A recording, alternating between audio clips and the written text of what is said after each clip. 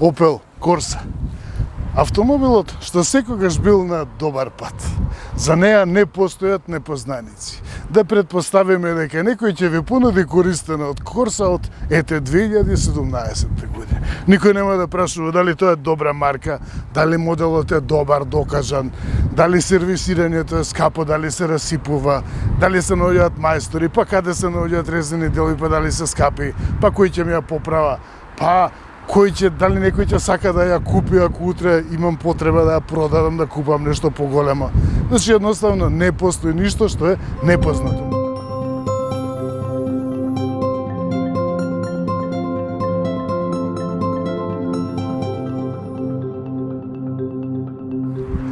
Corsa е еден од моделите која што најмногу учествуваше во градењето на автомобилскиот пазар, на македонскиот автомобилски пазар во златните времења, односно јас ќе ги наречам нормалните времења кога постоеа некакви ограничувања, нормални законитости за тоа што може да се увезе како користен автомобил.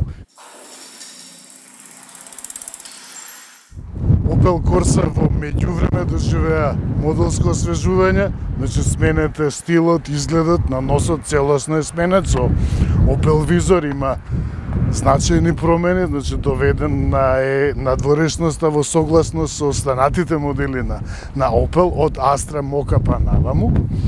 И тоа што е исто така едно суштинско освежување, квалитетна промена, внесување нов квалитет е благиот хибриден погон. Значи станува збор за 48 волтен благ хибриден погон, кој што е постигнат со електромотор со моќност од 21 киловат, односно 28 конски сили, и тоа што е поважно, вртежен момент од 55 ньютон метри, кој што е вграден во автоматскиот менувач. Користи 6 степен автоматски менувач со двојна спојка, со 6 степени, и тоа е нова понуда на Stellantis и воопшто на Opel. И има мала батерија која што има капацитет големина од чинам 894, некако сум ја запомнил, ват часови, и сместена е под левото седиште, што значи под совозачкото седиште. Моторот е познатиот 1.2 литарски, 3 цилиндарот со турбо надполнење, со 100 конски сили. Освен со 100 конски сили, се нуди и во изведба со 136 конски сили.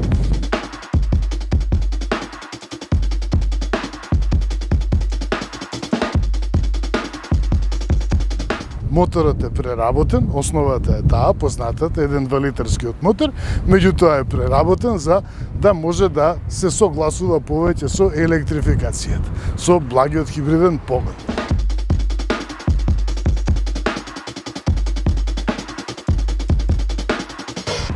Тоа е основното ниво на опременост кое што се нуди кај нас, значи Edition, меѓутоа е далеку од тоа дека е основно ниво на опременост, е целосно опремена, со климатизација, мануелна и со други ставки, со секако со системите за безбедност кои што се задолжителни од јули годинава. Тоа значи радари, камери, сето сензори, сето тоа го има.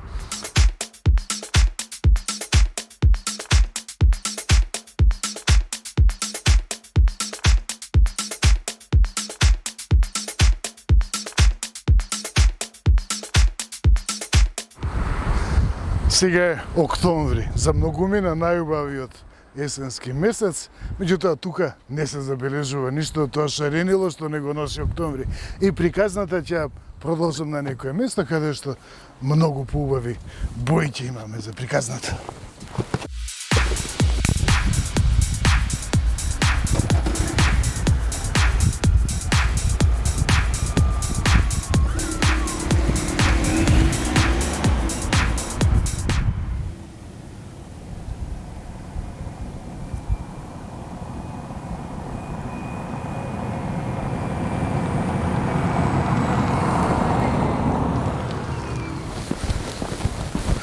Посебно тематски избрана заднина со боите на есента, која што чинам дека се совпаѓа совршено со оваа сребрена боја на Opel Corsa. Тоа е заштитната боја на Opel Corsa. Тоа е многу вешто го имаат смислено во маркетингот. Секој модел, сите марки во концернот си имаат заштитна боја. Како што Opel Astra имаше на златна боја, препознатлива отмена боја, која што се добива како стандард бесплатно. Така и оваа е бесплатно. Значи чини 0 евра во ценовникот и е боја во која што Opel сака да ги види најмногу своите корси. И тоа не е обично сребрена боја, туку се разликува од онаа сребрена боја која што ни беше здодеала едно време сребрена, туку е кристално сребрена и навистина има некаков ефект што оди во таа насока. Значи имаат право луѓето што ја нарекуваат кристална, убава боја. Убав избор, погодено, нормално. Се менува. Затоа ја спомнам бојата. Се менува, се е сменат. И боите се менуваат. Далеку од тоа дека колите биле најдобри во 90-тите години, во 2000-тите години, до 2004-2005, докај што се колите на бугарските автоплаци и понатаму се нечини.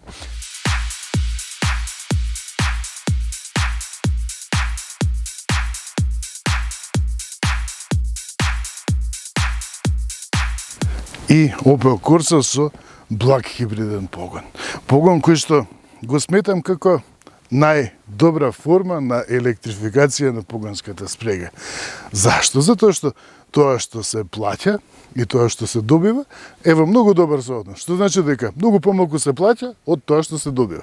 Сега, кај Corsa има мало отстапка од таа моја теорија, затоа што разликата не е во обичаените 1000, 1500, 2000 евра, туку изнесува преку 3000 евра. Зошто е тоа така? Затоа што не е само електромотор и не е само малечка батерија, туку е и менувач со двојна спојка со 6 степени на пренос, кој што исто така влегува во таа комбинација и кој што внесува квалитет во возењето. Не само во град, туку и на отворено, но секаде. Значи е работено на тој менувач и јас во почетокот бев скептик дека тој менувач кој што досега не бил присутен во гамата на Opel, нема да работи толку совршено, примерно како 8 степениот автомати кој што се вградува масовно во целата гама, затоа што е прифатен и луѓе не само што немаат забелешки, туку и го избираат. Ја избираат таа погонска изведба со 8 степен менува со класичен 8 степен автоматски менува со претвараш на вртеш момент, значи не е менува со двојна спојка. И се покажа дека без потреба сум бил скептик, затоа што работи сосем примерно. Значи нема грешка во тој поглед. Хибридниот благиот хибриден погон треба луѓе мислат дека е наменет за во град и дека тоа е само електромотор кој што помага при поаѓање и тоа е се. Далеку од тоа, значи самото тоа што станува збор за 48 волтен хибрид, за разлика од првите изведби на благ хибриден погон кој што имаше 12 волтен хибриден погон, се постигнува тоа што електромоторот може да испорача многу поголема моќност. Значи, многу повеќе да асистира, да помага, да подпомага во возењето при поаѓање, при забрзување, при максимално забрзување, при искачување, при подзабрзување во сите тие ситуации. Тоа прави хибридниот погон да биде многу по-способен, да биде близок до класичниот хибриден погон, до Toyota хибридот. И го има ефектот, секако не може да постигне толку долго растојание да помине возилото со погон чисто на струја, затоа што е мала батеријата, станува збор за корисен капацитет од околу половина киловат час шинам, односно 892 часови е бруто капацитетот. Значи тоа е малечка батерија која што е сместена под возачкото седиште и која што помага. Значи е сосем делотворна, не е ставена за да се залажуваме, туку помага. Се полни брзо, литиум-јонска е малечка, ефтина, се полни брзо и брзо испорачува. Значи и батеријата е потребна да има хемија да биде конструирана, за да може да му овозможи на електромоторот за да постигне моќност.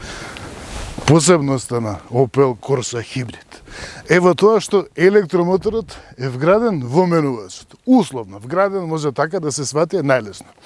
Што значи тоа? За разлика од другите решенија каде што не е вграден електромоторот во менувачот. Тоа значи дека електромоторот на тој начин може да постигне самостојно да го движи возилото. Според Opel тоа е некаде околу 1 километар, значи во еден потек, со полна батерија и во совршени услови, значи доколку поаѓате бавно како во недела на не знам кој семафор. Значи во тој случај би можеле да постигнете 1 километар со енергијата во батеријата и Opel вели дека околу половина од растојањето што ќе го поминете во град би било со учество, со активност на електромоторот. Тоа се огледува, не се само празни разговори, туку тоа се огледува затоа што потрошувачка од 5 литри е сосем осварлива. Без никакво премногу големо потресување околу тоа колку ќе потроши, едноставно човек си седнува и автомобилот му потрошува 5 литри. Значи, буквално е така. Не треба човек да преземе ништо за да стиска копчења, да внимава, да се ограничува, да се жртвува нешто од задоволството возење, за да му потроши автомобилот помалку. Значи, работи хибридот за човек работи во град. Меѓутоа, тоа што ми е цело време поентата. Благиот хибриден погон не е корисен само во градска средина, каде што го менува, го прави многу попријатно возењето, туку е корисен и при забрзување во вакви патишта. Јас сум тука на Рудина. Значи, долу е Нова Брезница, ова е Брезница. И Сува планина. И патот до тука е криволест, со многу забрзувања, со запирање, со сопирање, подсопирање, па потреба да се располага со голема моќност, значи на некои места е потребно автомобилот да има солидна моќност за да, например, доколку би се искачувале нагоре со автомобил кој што има 75 конски сили и нема турбо надполнење, би требало на многу места и во вториот степен да го искачувате Корса, нема проблем. Значи нема никаков проблем, ниту на едно место не се забележа дека автоматикот префрлил во некој премногу низок степен во вториот степен или во третиот, па за да си обезбеди дополнителна сила за да повлече. Тоа е целата поента. Значи, благиот хибриден погон го менува возењето и во поглед на динамиката. Таа поддршка, таа способноста брзо да ја поврати енергијата од залетот, да ја претвори во електрична енергија, да се акумулира во батеријата и таа енергија понатаму да се користи за да се спорача за да забрза возилото, тоа помага за да се постигне и поголемо потечно возење, потечна динамика. Многу лесно се држува динамично возење. И на автопат исто така, значи може да се случи, тоа германците го нарекуваат зегелн, односно едрење. Што значи тоа? Кога ќе препознае менувасот, кога ќе препознае, односно интелигенцијата на погонот, на погонската спрега, кога ќе препознае дека во одредена ситуација нема потреба моторот да се активира и дека брзината може да се одржува константна, постојана на некој дел од патот, само со помошта од електромоторот, затоа што е постигната постојана брзина на темпоматот, е прав патот, нема некој ветришта или слично, нема свиоци, значи тогаш во такви услови се исклучува бензинецот и се постигнува со таа енергија која што има во батеријата, се подпомага. Значи, електромоторот е тој кој што во такви ситуации, значи, го движи, ја одржува брзината, додава моќност, значи го потурнува возилото. Така што користа од благиот хибриден погон не е само во градско возење или во ниска потрошувачка, туку е и во уживањето во возење. Значи, секако ќе потроши помалку и во град, и на спореден пат, и на планински пат, и по автопат ќе потроши помалку. Меѓутоа, не е се само до потрошувачката, туку е и до уживањето. И се чувствува. Поддршката од електромоторот се чувствува. Во град посебно. Значи, го има присутен и звукот. Проект менаџерите, значи, кои што работеле, кои што ми се посветиле на оваа Корса, процениле дека тие звуци се добри, не треба да се потиснуваат, изолираат, прикриваат или слично, и ги оставиле. Се јавува во убави моменти. И тоа внесува едно мало чувство како да се вози електричен автомобил. Или, ајде, полн хибридот, фул хибрид, целосен хибрид. Најлесно е Toyota хибрид да се нарече. И да сменам кадар, чоколадната страна на Opel Corsa, опашот. Многу од мене изгледа скап, како автомобил од поголема класа. И Тоа ми прави големо задоволство што опашот ја заокружува приказната што почнува напред со Opel визорот и со промените што се извршени тука во дизајнот. Моторот не е само 1-2 литарски мотор со 3 цилиндри, со турбо, кое што се расипувало, како што кажуваат луѓе, мрзачите на автомобили. Туку е мотор што користи турбина со вариабилна геометрија, значи за да може турбината да постигне да се заврти полесно при ниски вртежи, кога моторот уште не го има постигнато она подрече, кога целосно обична турбина уште, значи не би се задвижила при вртежите, кога оваа турбина со променлива геометрија почнува да работи. Значи тоа е целата поента, за турбината да биде будна, за да почне да се создаде тој притисок на надполнење порано отколку кај обична турбина. Затоа е таа вариабилна геометрија. Има секако директно впрскување, има променлива работа на всмукувачките вентили и тоа што е најважното всушност е работата како Милеров мотор, односно работи во Милеров циклус. А тоа значи, кај класичните не Милеров циклус мотори, шмукувачките вентили се затвораат приближно во исто време кога клиповите почнуваат од долната мртва точка да се движат нагоре, да ја набиваат смешата, пошто следи запалување на смешата, па работен такт и така натаму. Туку, кај Милеровиот циклус, значи, шмукувачките вентили остануваат отворени приближно уште третина од одот што го има клипот од долната до горната мртва точка. Што значи тоа? Тоа значи дека дел од таа смеша, од работната смеша која што е впрскана во цилиндарот од воздух и од горива, значи, дел од таа смеша излегува и во шмукувачката гранка.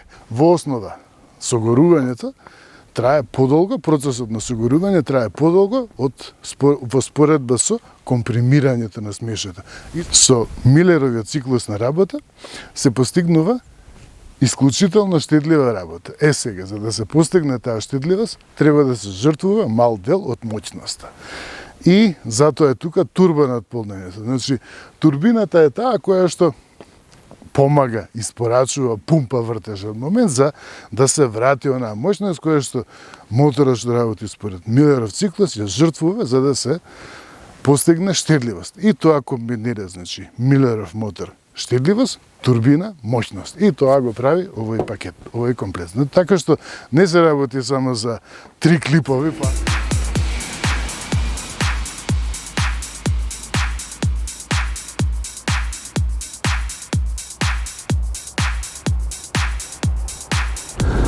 ете така. Тоа е просекот што го имам постигнато со 224 извозени километри до сега, каде што се вклучени 100 километри по автопат со примерно темпо. Значи нештедливо возење и остатокот е градско возење, планини, сите оние предели по кои што обично возам додека снимам тест и потрошувачката секако дека е на примерно ниво. Сега, тоа ќе се ресетира. Просекот од последен пат кога е ресетирано е, значи тоа се 608 км и тие пред мене што ја возеле, просекот е 6,5. Уште 490 има километри за возење, резервоарот има 44 литри. 54% од возењето било со активен електромотор. Значи многу вредни податоци покажува. Тука се наоѓа, значи не е со обично типкање тука кое што е кај PSA, туку ставиле луѓето малку по пристоен бирач, значи затоа што предпоставуваат дека луѓето сакаат, ќе ги засега тоа колку троши автомобилот, како троши, кога троши и слично. Тоа е еден интересен приказ, значи тука се прикажува, многу е ситно. Ќе зумирам за тоа што е ситно. Тука се прикажува, значи, на полнетоста на батеријата се покажува кога моторот преку боја се покажува кога електромоторот полни, значи е зелена боја, кога е активен е сина боја, меѓутоа сето тоа е ситно. Помага, да, тоа е се системи, значи да не објаснам, се гледа што е како е, значи има еден комплетен приказ, примерно, да, може и дигитално да се гледа. Сега, зашто е тоа толку скромно направено, објаснувањето е затоа што Opel нуди дигитална табла, каде што се добива многу по среќен приказ на работата на хибридниот погон. Сега, ова ќе се ресетира. 0-0. И го избрав овој пат, затоа што денесот најважна ефикасност, значи работата е човек да направи две нешта од еден потек, а тоа е да си ја видиме убавата македонска природа на есен. Значи секогаш е убава, меѓутоа на есенете ни е најубава, добивам шаренило од бој. Добро, тоа треба да се исклучи, значи брзинското предупредување.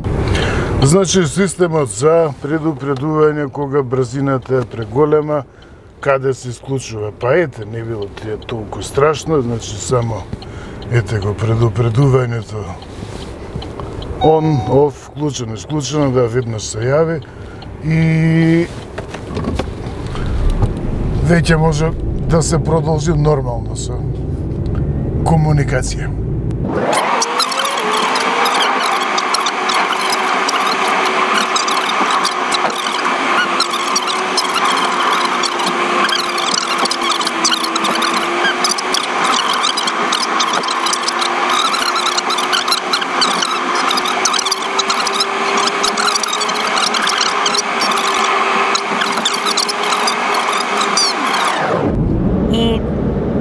Прекрасни бои. Уште една посебност на благиот хибриден погон што го користи Opel во Corsa, Crossland и секаде на околу, значи во целата понуда од модели, ево тоа што станува збор за 48 волтен хибриден погон. Што значи тоа? Значи постои 12 волтен хибриден погон и постои 48 волтен благ хибриден погон. Значи тоа се тие верзии на благ хибриден погон, сега крава сега. Добре? Може? Ајде. Да украните малце, бе.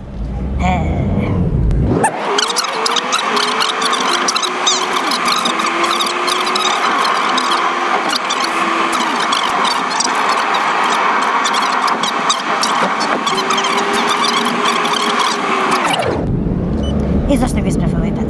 Затоа што има многу забрзување, значи искачување, меѓутоа има и чести запирање, каде што ќе се врши повраток на енергијата. Значи, еве тука отпуштам газ и тоа значи дека се надополнува енергијата на батеријата, односно салетот на возилото се користи за електромоторот да го претвори во електрична енергија и да ја насочи таа енергија кон батеријата, која што понатаму при забрзување испорачува истата таа енергија, му ја испорачува на електромоторот и слично. Значи, кога отпуштам газ, наједноставно објаснето, кога отпуштам газ, електромоторот работи како генератор и произведува струја, а кога ќе, еве сега пак,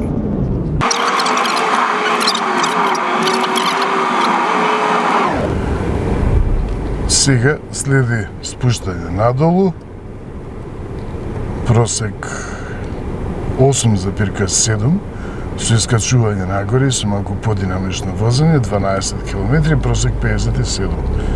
Добро. Тоа што ни интересира во моментов е како всушност ќе работи благиот хибриден погон, затоа што многу луѓе веруваат дека е во град целата поента. Значи, поаѓање, еве го.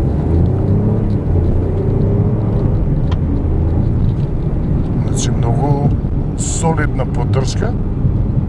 Не е тоа само 2 метри при поаѓање.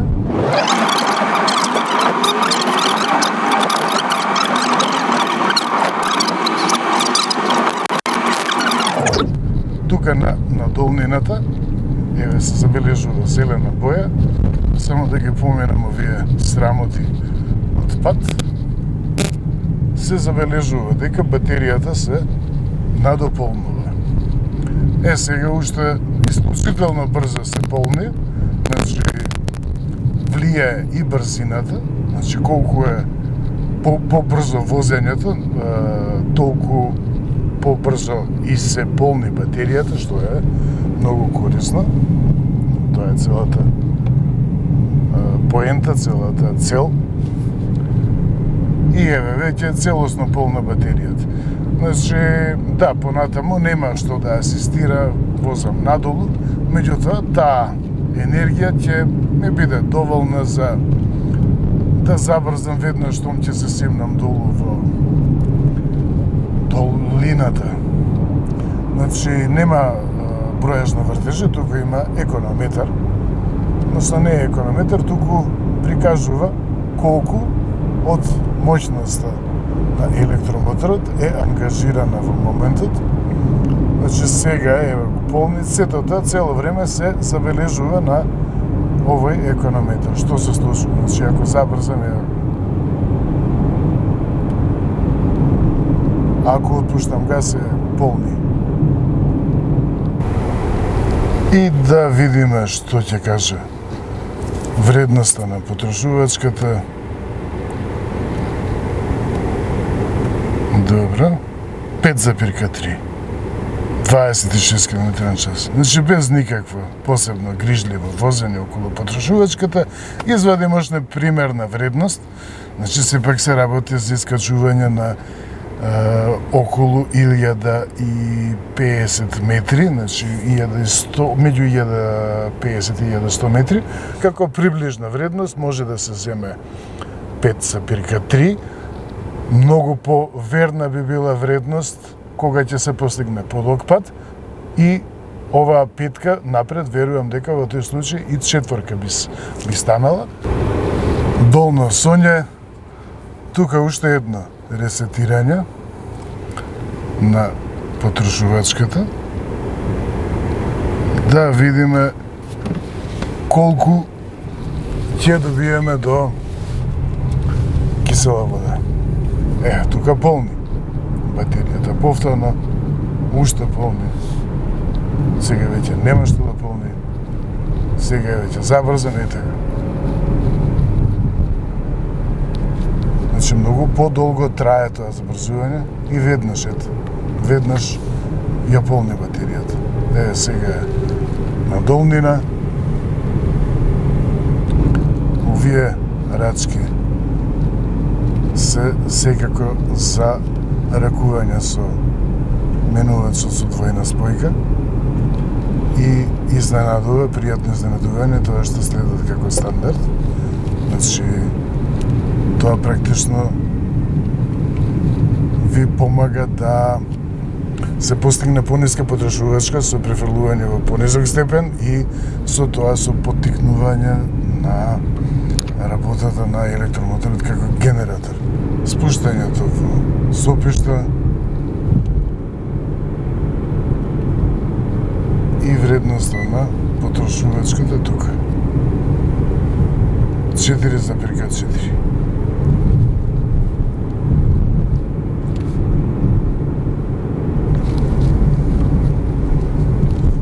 И секако патниот компјутер цело време пресметува пат и гориво потрошено за тој пат и просекот се смалува драстично. Еве веќе 4, значи тоа е просекот од возењето од Сонја до тука, тоа се 9 километри.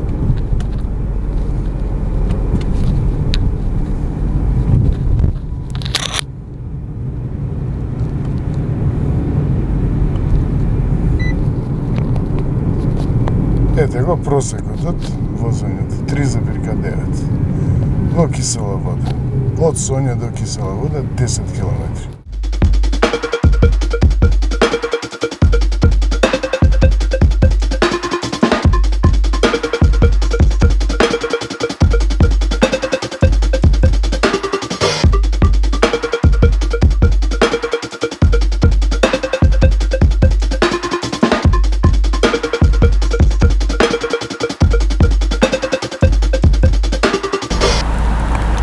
И ете го одговорот на прашањето, што многумина си го поставуваат, што ќе ми е благ хибриден погон.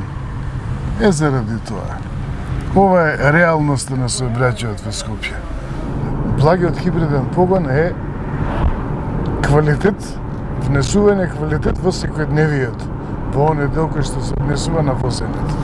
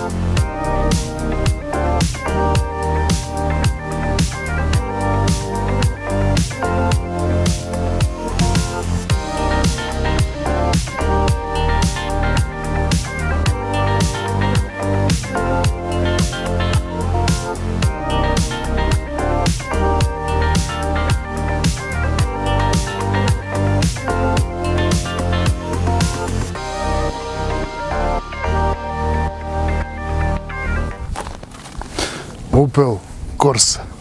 Во основа се би требало да биде веќе кажано многу пати и познато. Меѓутоа, се е смената. Од времето кога овие автомобили со ограничена употребливост, моќност, опременост, просторност го сочинуваа јадрото, сршта на продажбата на македонскиот автомобилски пазар до денес, се е смената. Во поглед на моќноста, 100 конски сили. Во поглед на потрошувачката, 6 литри, па дури и 5 литри. Во поглед на просторност, во поглед на комфорот, во поглед на луксузот, значи тоа што денес го има автомобил од оваа класа, па тогаш се сметало за луксус. И има голема смисла во овие автомобили на македонскиот пазар, затоа што се достапни. Денес гледаме дека тие се автомобилите кои што се уште ја сочинуваат сликата, уличната слика во возниот парк. Додека постојано се менуваат оние силни лимузини кои што беа увезувани од таму некаде од истокот, како користени автомобили, искористени, изманипулирани и со излажани купувачи, додека тие автомобили гледаме како се појавуваат на известно време и исчезнуваат, после исчезнуваат онде за тридат во отпади, овие автомобили се уште ги гледаме како возат по улица. И тоа е суштината, тоа е сршта на овој автомобил. Одржувањето, едноставните поправки и солидната издржливост. Во поглед на благиот хибриден погон, доплатата на вистина е малку посолена, затоа што доаѓа и со автоматски менувач, со двојна спојка со 6 степени во кои што е вграден електромоторот и тоа овозможува, значи тоа како што спомнав претходно, тоа овозможува одредено растојание при поаѓање, паркирање или слично, овозможува возилото да се движи чисто на струја. Тоа е таа доплата. Значи мора да се има предвид дека, односно треба да се има предвид дека таа разлика од 4 преку 4000 евра во споредба со обичниот мотор со мануелен менувач не го вклучува само благиот хибрид, туку го вклучува и автоматскиот менувач кој што е составен дел од погонот. Сега, кај нас Евроимпекс како увозник, значи покрај Peugeot увезува и е застапник и на Opel со години веќе, има акцијска цена од 23.000 евра, ќе ја напишам долу, точно која е цената. Таа цена укажува дека застапникот и производителот имаат намера да го промовираат соодветно овој мотор, затоа што благиот хибриден погон ќе преиде во основна мас моторизација, масовна моторизација. Што се однесува до благиот хибриден погон, кој што беше суштината на целото модулско освежување покрај воведувањето еднаквост во појавата на сите модели од марката со Opel Vizorот, предноста на благиот хибриден погон повеќе ја гледам во желбата некој да си внесе дополнителна забава во возењето, отколку некоја насушна потреба или намера да се штеди повеќе. Да, секако дека е штедлив, секако дека е делотворен, меѓутоа прашањето дали тоа ја надоместува, ја оправдува доплатата, разликата во цената, секако дека не би го ставил во преден план, туку повеќе би ја ставил токму таа идеја, намера да се внесе забава, да се ужива во таков предизвик. Едноставно нуди можност да биде динамична, колку што нуди можност и да биде штедлива. Тестот на Opel Corsa ќе го заклучам слично како тестот на Opel Astra предходно. Opel Corsa е еден автомобил кој што има една таква фраза, се наметнува како логичен избор. Значи, многу е лесен изборот, многу е едноставно да се реши човек за Corsa. Денес има најразлични понуди во поглед на погони, марки, секакви производители од сите страни на светот. Меѓутоа, Corsa се уште ги има тие вредности и токму тоа ја прави да биде едноставен и оправдан избор. Opel Corsa.